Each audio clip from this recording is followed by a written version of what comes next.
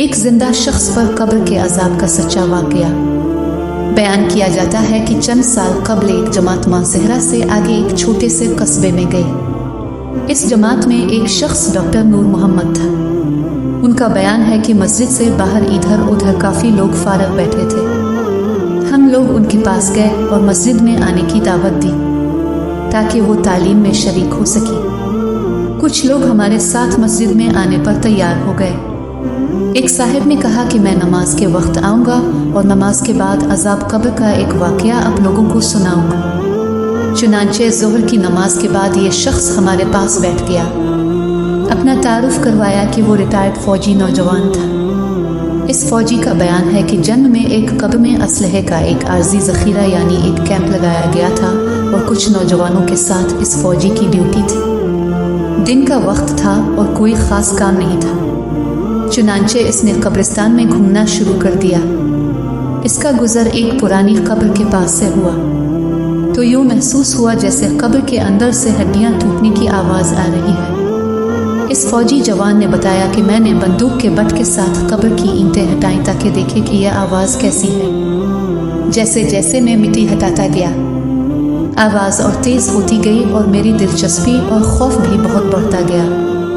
दिन का वक्त था, रोशनी खूब फैली हुई थी। क्या देखता हूँ कि कब्र के अंदर इंसानी हड्डियों का ढांचा पड़ा हुआ है और इस पर चूहे की शक्ल का एक जानवर बैठा हुआ है और जब वो मुंह इस ढांचे के ऊपर मारता है तो सारा ढांचा अकड़ जाता है और हड्डियों के टूटने और चटकने की आवाज़ आती है। मेरे सामने इस जानवर ने 3 मरतबा अपना मुंह हड्डी पर मारा। मुझे बहुत तरस आया कि ये जानवर इसको बहुत तकलीफ़ पहुंचा रहा है। चुनांचे राइफल से जब मैंने इस जानवर को मारने का इरादा किया तो वो मिट्टी में छप गया। थोड़ी देर के बाद वो जानवर कब्र से निकलकर मेरी तरफ लपका और मेरे ऊपर ऐसी दहशत से सवार हुआ कि मैं उसे मारना भूलकर अपनी जान बचाने की खातिर भाग खड़ा हुआ।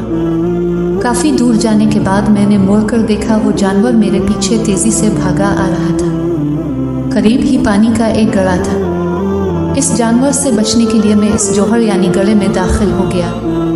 मैंने पीछे मुड़कर देखा कि जानवर जोहर के किनारे पर आकर रुक गया है और कुछ देर के बाद इसने अपना मुंह पानी में डाल दिया। यकदम पानी खोलने लगा। मैं भागकर जोहर से निकला। मेरी टांगें जल रही थी, बहुत जल्द सुर्ख हो चुकी और आबले पड़ चुके थे। दर्द की शिद्दत से मेरा चलना मुहाल हो गया था।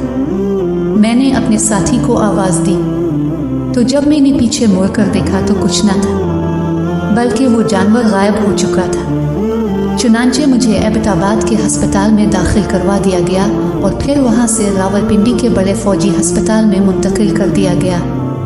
मेरी टांगों का गोश्त गलना शुरू हो गया था। हर वक्त बदबूदार पीप और खून रसता रहता था। किसी इलाज से अफाका नहीं हुआ मगर मर्ज बढ़ता गया। जैसे जैसे दवाई लगती रही वैसे वैसे जिस्म से गोश्त अलहदा होता गया।